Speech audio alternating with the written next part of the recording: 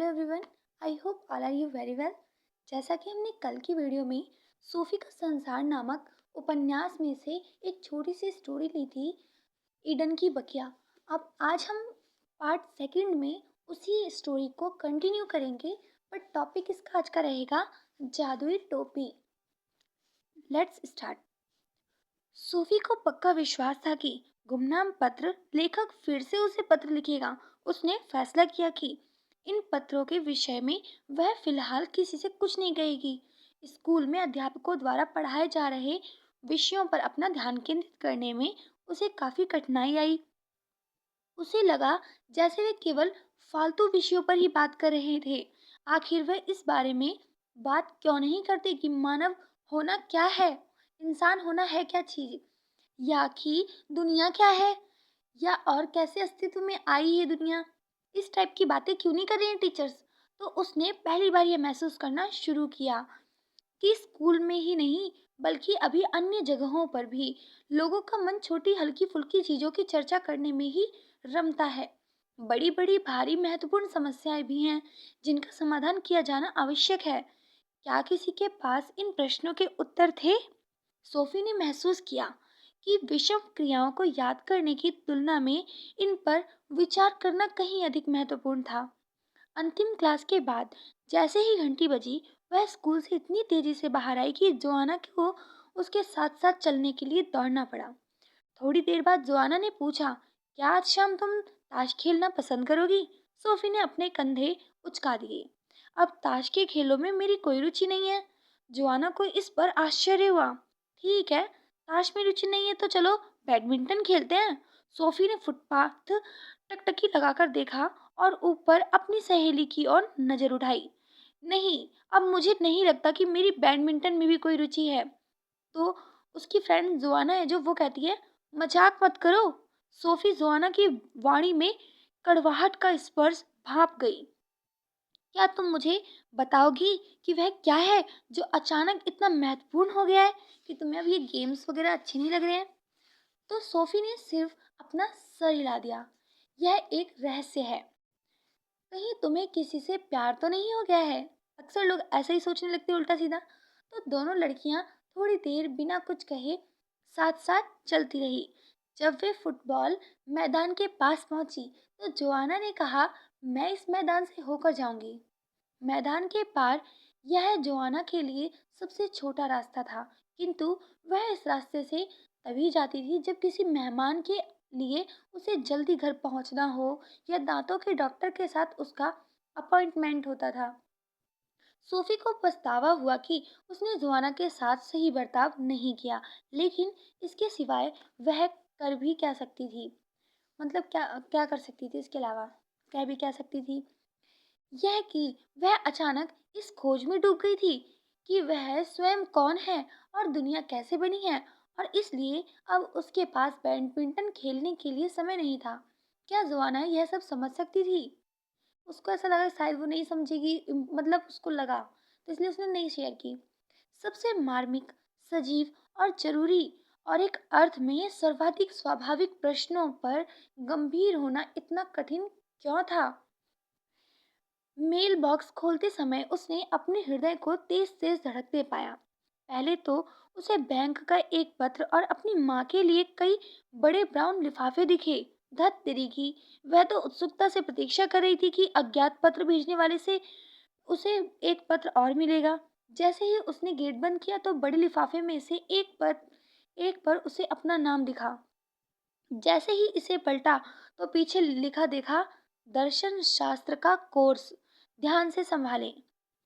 Sophie बजरी पीछे रास्ते पर दौड़ती गई और अपना स्कूल बैग पैड़ियों पर ही फेंक दिया। दूसरे पत्रों को पायदान के नीचे सरका कर वह दौड़ती हुई बाग में पीछे जाकर अपने गुप्त स्थान की शरण लेने चल दी। इतना बड़ा पत्र खोलने के लिए यही एकमात्र ठीक जगह थी। शेरखान उसके पीछे पीछे दौड़ती चली आई, किंतु अब तक सोफी उसके इस व्यवहार की आदी हो चुकी थी। वह निश्चिंत थी कि बिल्ली कभी भी उसका रहस्य किसी को नहीं बता पाएगी। लिफाफे के अंदर टाइप किए हुए 3 पृष्ठ थे जिन्हें एक क्लिप से जोड़ा गया था। सोफी ने पढ़ना शुरू किया। पहला था, दर्शन शास्त्र क्या है? प्रिय सोफी, अनेक लोगों के अपने अपने शौक होते हैं। कुछ लोग पुराने सिक्के या विदेशी डाक टिकट इकट्ठा करते हैं, तो कुछ सुई से कशीदाकारी करते हैं, और कुछ ऐसे ही हैं जो अपना खाली समय किसी खास खेल में लगाते हैं। बहुत से लोग पढ़ने का आनंद लेते हैं, किंतु पढ़ने की रुचियों में अनेक भिन्नताएं हैं। कुछ लोग केवल समाचार पत्र या कॉमिक्स पढ़ते हैं, कुछ उपन्यास पढ़ते हैं, जबकि कोई अन्य लोग खगोल विज्ञान, वन्य विज्ञान या तकनीकी आविष्कारों के बारे में पुस्तकें पसंद करते हैं। यदि मेरी रुचि घोड़ों या बहुमूल्य पत्थरों में है, तो मैं यह अपेक्षा नहीं कर सकता कि दूसरे लोग भी इन रुचियों के प्रति मेरी ही तरह उत्साहित होंगे। यदि मैं टीवी पर खेलों के सारे कार्यक्रम को बड़ी प्रसन्नता से देखता हूँ या देखती हूँ, तो मुझे यह सच्चाई भी स्वीकार कर लेनी चाहिए कि कुछ लोगों के लिए यह बोरियत भरे भी होंगे। क्या कुछ ऐसा नहीं है जिसमें हम सबकी रुचि हो? क्या ऐसा कुछ भी नहीं है जिसमें हर किसी का सरोकार हो? इससे कोई फर्क नहीं पड़ता कि वे कौन लोग हैं और दुनिया में कहाँ रहते हैं। हाँ प्रिय, हाँ प्रिय सोफी, कुछ ऐसे प्रश्न हैं जिनमें निश्चय ही प्रत्येक की रुचि होनी चाहिए। निश्चित रूप से उन्हीं प्रश्नों के बारे में यह कोर्स है। जीवन में सबसे महत्वपूर्ण क्या है? यदि हम यह प्रश्न किसी ऐसे व्यक्ति से पूछें जो भुखमरी का शिकार हो, तो उत्तर देगा भोजन। यदि यही प्रश्न किसी ठंड से मरने वाले व्यक्ति से किया जाए, तो उत्तर होगा गर्माहट। यदि हम यही प्रश्न किसी ऐसे आदमी से करें जो अकेला, अलग थलग, नितांत एकाकी है, तो संभवतः उत्तर होगा लोगों की संगत और उनका साथ। किंतु ऐसे आधारभूत जरूरतें पूरी हो जाने के बाद भी क्या कुछ और भी है जिसे सब पाना चाहें, जिसकी सबको जरूरत है? दार्शनिक सोचते हैं कि ऐसा उनका विश्वास है कि आदमी केवल रोटी से जिंदा नहीं रह सकता। ठीक है, भोजन सबको चाहिए और सभी को प्यार और देखभाल भी, किंतु कुछ और भी है इस सब से अलग, जिसकी हम सभी को जरूरत है, और वह है यह पता लगाना कि हम कौन हैं और कहाँ और यहाँ क्यों मौजूद हैं। हम यहाँ क्यों हैं? इस प्रश्न में रुचि लेना डाक टिकट इकट्ठे करने में रुचि लेने जैसा नहीं है। जो लोग ऐसे प्रश्न पूछते हैं, वे सभी एक जैसी चर्चा में भाग ले रहे हैं जो इस ग्रह पर उस समय से चली आ रही, जब से मनुष्य यहाँ रह रहा है। यह ब्रह्मांड, यह पृथ्वी और जीवन अस्तित्व में कैसे आए?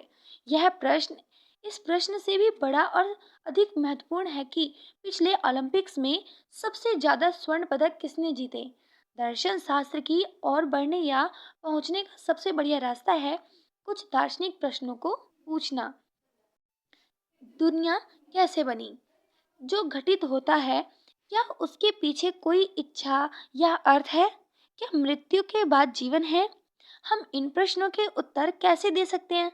और सबसे महत्वपूर्ण है कि हमें अपना जीवन कैसे जीना चाहिए। लोग इन प्रश्नों को युगों युगों से पूछते आए हैं। दुनिया में ऐसी कोई संस्कृति नहीं जिसमें इन प्रश्नों को कभी ना उठाया गया हो कि आदमी क्या है, दुनिया कहाँ से आई है। पूछने के लिए मूल रूप से बहुत अधिक प्रश्न दार्शनिक नहीं है। सर्वाधिक महत्व के कुछ प्रश्न हम पहले ही पूछ चुके हैं, किंतु इतिहास हमें इनमें से प्रत्येक प्रश्न के अलग ढंग से भिन्न भिन्न उत्तर प्रदान करता है। अतः उत्तर ढूंढने और पाने की अपेक्षा दार्शनिक प्रश्नों को पूछना कहीं अधिक आसान है। मतलब कि क्वेश्चनिंग तो कोई भी कर सकता है, मतलब कोई भी एक जो अच्छा क्वेश्चनकार हो तो जो भी क्वेश्चन पूछ सके, क्वेश्चन तो कर सकते हैं, बट जो उसका आंसर होता है वो मिलना इतना आसान नहीं होता है। तो उसी विषय में बताया जा रहा है। आज भी हर व्यक्ति को इन्हीं प्रश्नों के अपने निजी उत्तर खोजने हैं। क्या ईश्वर का अस्तित्व है? मृत्यु के बाद जीवन है? आप इन प्रश्नों के उत्तर विश्व ज्ञान कोश में देखकर नहीं पा सकते, और ना ही विश्व ज्ञान कोश हमें यह बतला सकता है कि हमें अपना जीवन कैसे जीना चाहिए। यह जानकर कि अन्य लोगों ने अपने विश्वास कैसे विकसित किए हैं, हमें सहायता मिलती है अपने जीवन दर्शन की रचना कर पाने में। हम ये तो पूछ लेते हैं किसी टीचर से या किसी भी एस्पिरेंट से कि आपने ये कैसे किया। वो अपनी स्थितियों के अनुसार, परिस्थितियों के अनुसार उसने जैसे स्ट्रगल्स किए हैं, वो अपना बताता है। जरूरी नहीं कि वही स्ट्रगल्स आपको भी करने हैं। दार्शनिकों द्वारा सत्य की खोज किसी जासूसी कहानी जैसी है।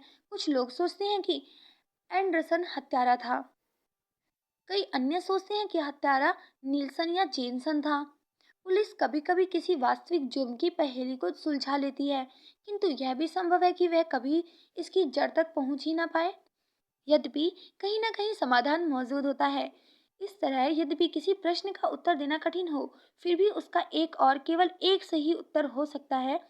मृत्यु के बाद या तो किसी प्रकार का अस्तित्व है या नहीं है। युगों पुरानी अनेक पहेलियों को विज्ञान ने सुलझा दिया है। एक समय था जब चांद का अंधेरा हिस्सा रहस्य में छुपा हुआ था।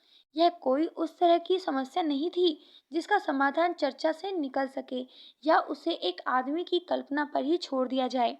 किंतु आज हमें ये सही सही मालूम है कि चांद का अंधेरा हिस्सा कैसा दिखता है, और अब कोई भी विश्वास नहीं कर सकता कि चांद में आदमी रहते हैं, या यह कि चांद कच्चे पनीर का बना हुआ 2000 से अधिक वर्ष पूर्व एक यूनानी दार्शनिक हुआ था।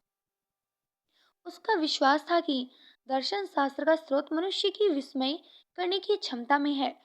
मनुष्य ने सोचा कि जीवित रहना ऐसा अद्भुत अनुभव है कि उससे दार्शनिक प्रश्न अपने आप उभरने लगते हैं। यह एक जादुई करिश्मा देखने की तरह है। हम समझ नहीं पाते कि यह कैसे होता है या किया जाता है।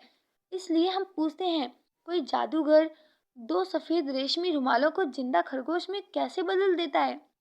अनेक लोग दुनिया का अनुभव उसी अविश्वसनीयता से करते हैं, जैसे तब करते हैं जब एक जादूगर टोपी को खाली दिखलाकर फिर उसी में से अचानक एक खरगोश निकाल कर दिखला देता है।